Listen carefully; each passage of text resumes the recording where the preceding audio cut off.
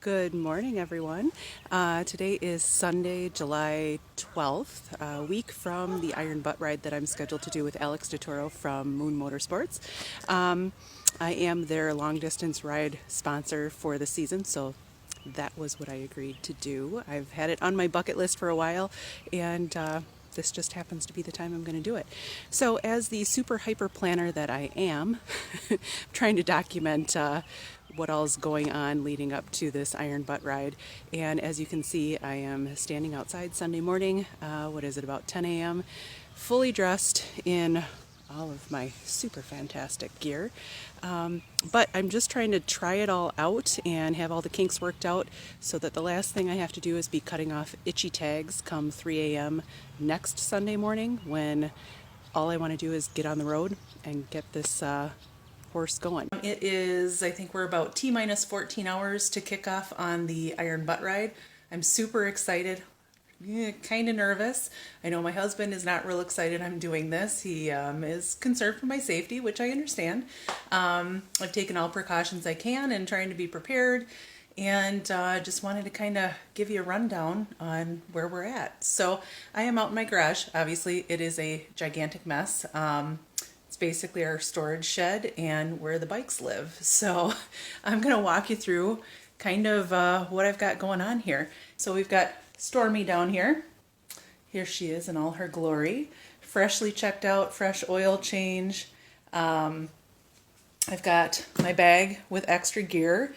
Even though I'm only going to be gone technically 24 hours, the worst thing I want to do on a longer, stressful ride is be either too hot or too cold or wet if for some reason I manage to find the one rain cloud in this major drought that we're having here. So got some extra pants, got the liner for my mesh jacket, some extra boots, and then in here, you know, we're going to be out in some rural areas, and I don't know where I'm at here.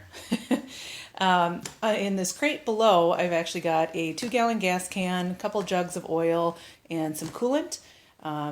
You know, we're going to be riding super early in the morning when we leave, and most of the gas stops are bigger chains, holidays, things like that. But there are a few that are smaller. They may not be open. They may not be around anymore when we get there. So good idea to have some extra gas on the bikes when we go. I did purchase a really high quality soft-sided cooler so that I can pack all my snacks and water bottles and electrolyte waters and all of that good stuff, just to make any of our stops more efficient. We need to try to keep them to about 10 to 15 minutes max to fill out our logs, get set to go to the next location, have our water, whatever. But I did find this guy. It's kind of cool. So it's actually got magnets in it. It's designed for people who work out. Not me so much, unless you count endurance motorcycle riding, working out. Anyway, it's got magnets in it, so it's designed to stick to the equipment at the gym. So I'm using it to stick it to my tank so I can drink some water in between as we're pushing 100 miles between each stop. So I've got that. I've got my little tank bag here with some snacks in it. We've got you know, some Vicks stuff to keep our energy up. And of course, you know me, so I have a complete bag full of all the tools that typically you would need if you have any minor incidents. I do carry an air compressor that plugs into the bike. Super slow. I mean, it'd take an hour to blow up a tire, but it'd do the job if you're in the middle of nowhere. Tire kit, metric and standard tools.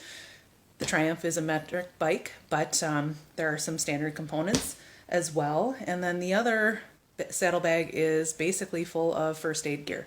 I carry that with me on every bike everywhere I go because I figure if I have it, I won't need it.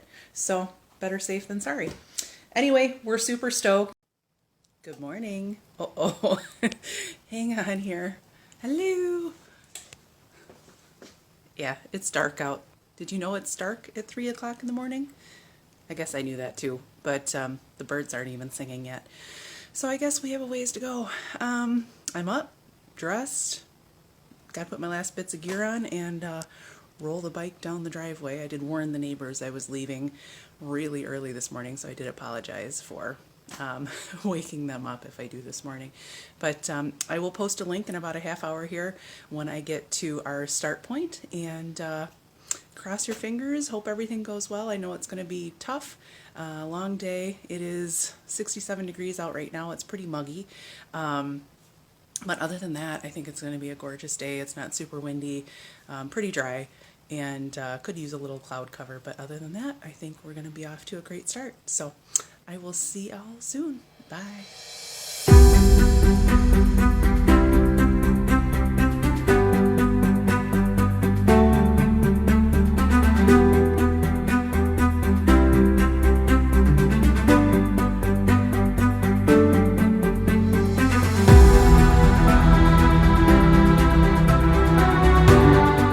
First stop, 76 miles, not too far. All I've got to say is it's a little chilly, and I'm going to regret saying that, I'm sure, by noon. And effing deer. Not cool. Alix doesn't see them because by the time he gets there, they've already run away from the road.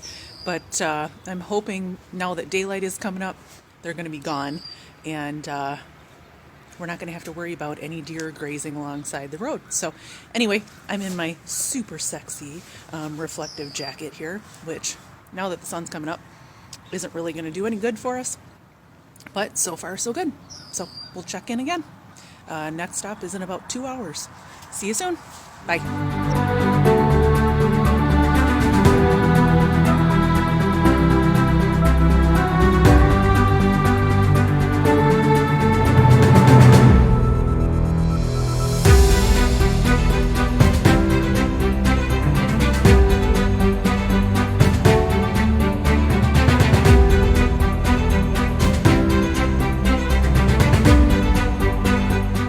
Stop number 2, 2 hours.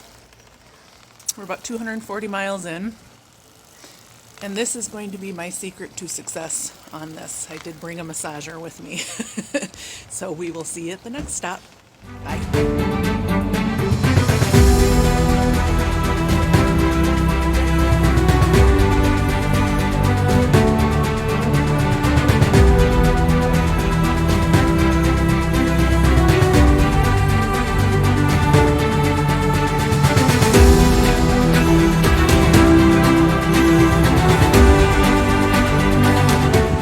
Halfway equals icy hot. My wrist and my elbow, my right wrist and elbow are killing me. But we're a little more than halfway, and we're making it. Do I look like we're a little more than halfway? It's actually going really well. It's been really great. So we should hopefully be rolling into town about midnight and be safely tucked in our beds. We'll see you later. Bye.